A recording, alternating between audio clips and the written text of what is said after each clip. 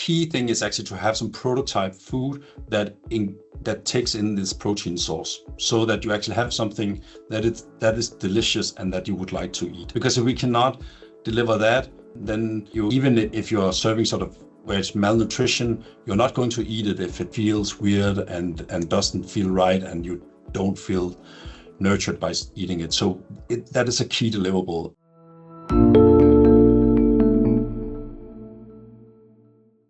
Good morning, ladies and gentlemen. I'm back with yet another episode of Interviews with Experts. Today, we will be talking about an interesting innovation, making food from carbon dioxide. Now, is that even possible? Well, a top technology and solutions company, Topsoe, along with Bill Gates Foundation and Novo Nordisk Foundation, are leading a research into turning carbon dioxide into food. Let's talk in detail about this innovation with their Chief Technical Officer, Mr. Paul Moses. Welcome, Mr. Moses. How are you today? Thank you very much. Yeah, pleasure being here. It's a really nice day. It's fall in Denmark and it's beautiful, and it's very nice to be here with you. Right. To start off, could you tell us Topsoe's role in this consortium? Yes. So in this consortia, we deliver the Power to X solutions that essentially gives the building blocks that go into the substrate for the biosolutions. And so that's where we come from. When you say substrate for biosolutions, you mean the technology that is required for the building blocks to make it into food. Is that correct? Yes. So what the consortia is aiming at is to essentially convert air and water into food, and specifically sort of it's water and CO2 and nitrogen into proteins, and we do that by combining Power to X technologies with biosolutions. And our role in Topsoe is to use the Power to X solutions to take air and water and make ammonia, methanol, and carbon monoxide, which then are used to make acetate, which you then feed into the biosolutions. And then there's an integration, because you sort of integrate the CO2 loop, so you're not emitting CO2. You're ensuring just to make the food or the proteins that you then upgrade into food. Right. Your partners, Bill Gates Foundation and Novo Nordisk Foundation, what are their roles in this consortium? So their roles, first of all, I think it's both these funds are major funds in the world, and the Gates Foundation has this aim to really, I'm a little bit shortening up what the aim is, but it is to sort of ensure livelihood in the sort of in underdeveloped areas. So that's really where, in the vision part of ensuring that there's a solution that can actually do something about malnutrition, that comes very much from you could say the foundation of the Gates Fund, and the Novo Fund shares that, and then I think they're just very, very visionary. So having this vision and then bringing the partners together and setting some stretch targets that we deliver on is also their role. Okay. So let's talk about the food that you're going to be making. Yeah. Yes. How will you make sure that this food meets all nutritional values?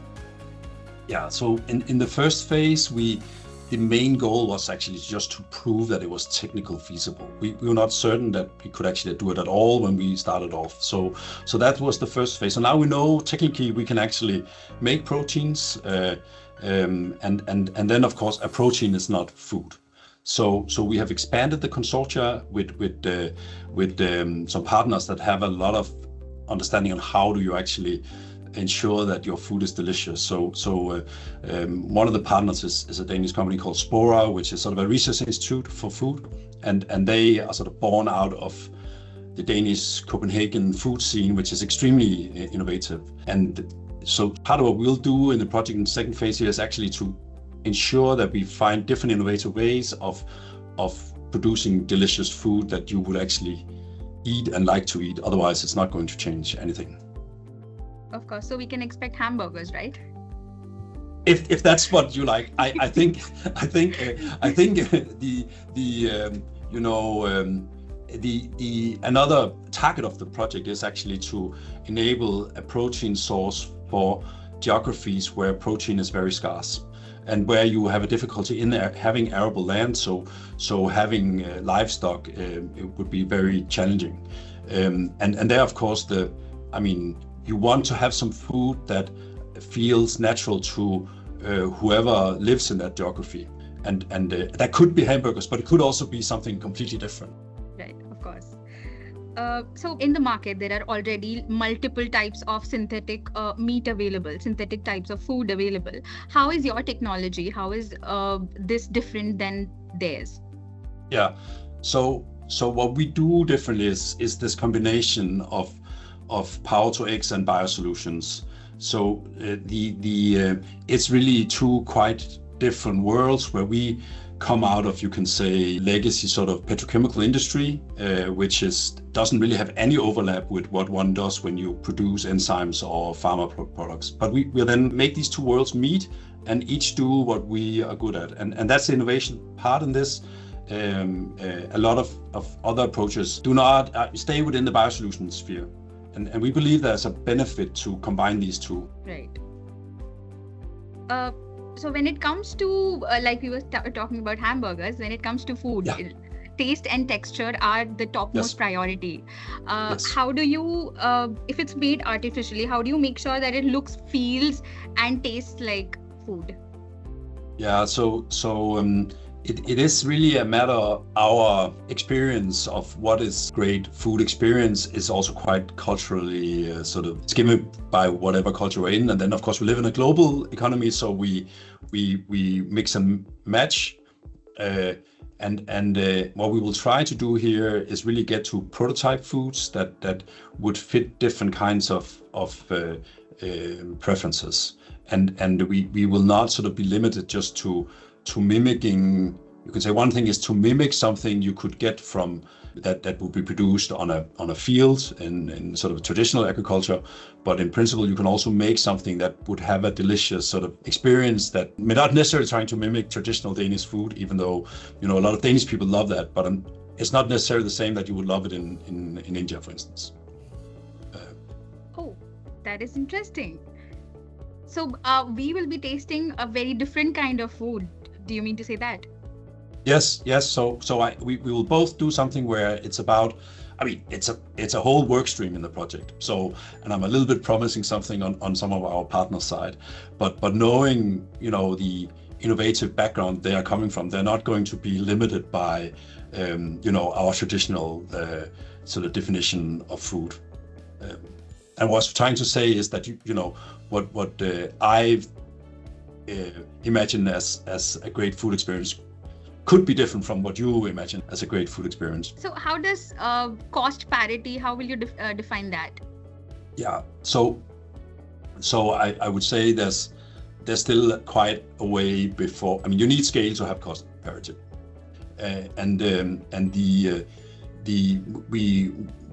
One work stream in the second phase is actually looking at both different concepts. You can combine these technology bricks in different ways, and it's both about combining them in different ways, and also depending on CO2 source, you also have to think about different sizes.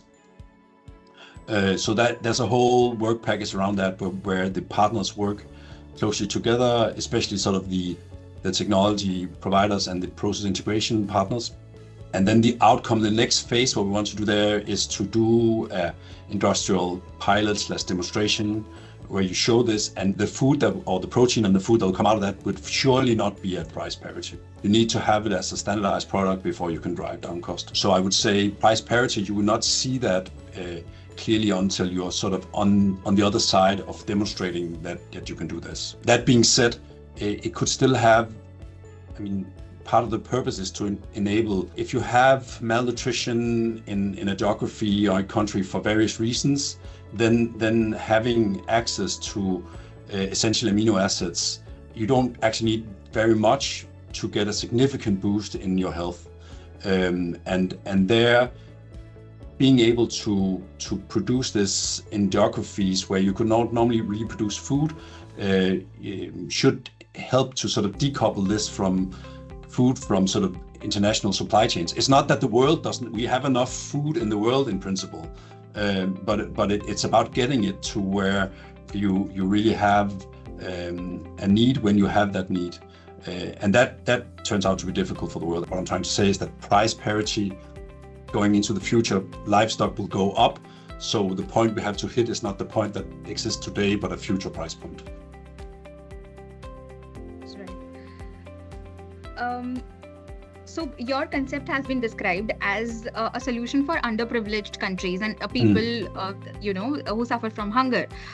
But when these governments are struggling to get basics under control, like rice and potato, it's quite cheap. Yes. How do you see your technology helping them when they can't keep the basics up? Yeah, so you can say that there are multiple things that one have to solve. So first of all, of course, now, as I said, we sort of shown that we can do it at all. Then it's about developing a concept that you can that has a size where you could do this and sort of technical complexity that means that you can do this close to where you would have these needs. Then, of course, you can say regulation and subsidies around food, that is something that it's both heavily subsidized everywhere, agriculture. It's also important. I mean, if you cannot feed your voters, then you're going to lose elections. So we believe it's back to what I said before, that potentially by ensuring that you can just get a small amount of all the essential amino acids, then it's not like you need to provide all the potential proteins that you'd have in a normal diet, but you can give a minimum so that you really do not end up in severe malnutrition. And that's sort of the first step to be able to do that. Obviously, we would love if we can get to a price point where it's as cheap as potatoes. That's the ambitious goal, for sure. Right. So right now you're thinking of giving them the technology in a way that they can scale on their own. Yes. All right. Okay. What is the timeline like? When should I expect your food to hit, the shelves? Yes. So unfortunately, I think you have to wait a little bit. That's sort of the timeline we're working on is that we would like to have industrial pilot/demo that does this in a great integrated plant that produces this before the end of the 20s, and that is not going to fill, unless you have a super specialized supermarket where you live. You will not see this on the shelves, but that needs the scale, and that the scale doesn't come until one has. I'm going to say something that's very industrial and boring, but you just need to sort of have validated that technology work, that it works over the lifetime of the plant, that the technology risk is actually gone. So all this validation that you need to do for these kind of plants, that needs to happen before you start to do multiple plants. And you would need multiple plants before it comes into food. And whether it would be sort of, you buy a specific food and all of it comes from air, I think it's more likely that this will be part as an ingredient, as part of something else. But that is, of course, what we are exploring now in the phase we're going into. Right. So do we have a place for this pilot plant yet? No. So that's you can say what we do now in the second phase is that in the first phase we did virtual integration. So basically, Topsoe showed that we could do what we have to do. Novo Nordisk showed that they could do what they need to do as well as for the other partners. But here in the second phase, we're going beyond lab scale. So it's still a pilot, but we are integrating it. But that is not going to show sort of an industrial scale. So there's a whole work stream identifying what is a suitable site, where can we do this. What size do we need to demonstrate so that we can take the next step? So that is a goal, a tangible deliverable in the current phase to do that. And we're already working to sort of set up what would collaboration look like that could make this in the industrial scale. Who needs to be part of it? Is there someone who's not part of it now who needs to be part of it in the future? Where will we do that? They probably also need to be partners of this. So that is active work that needs to be done. Sort of liking to project development, essentially. Okay, great. So what does the next phase of this journey looks like? I mean, I know we already spoke about it. Yeah.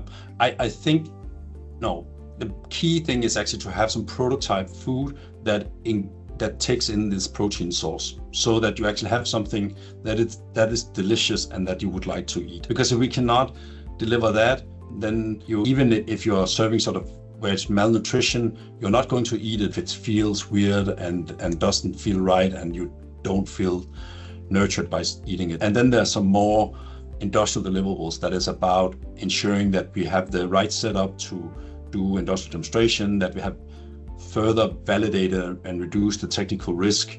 There's still a step from showing that you can do it to show that you can do it at scale repeatedly. So there's some work there. But the underlying key thing that needs to happen is that we have to have prototype food that we can see that you would actually eat and feel nurtured by doing so. Right. Okay. I think we have reached the end of our discussion. Thank you, Mr. Moses, for gracing us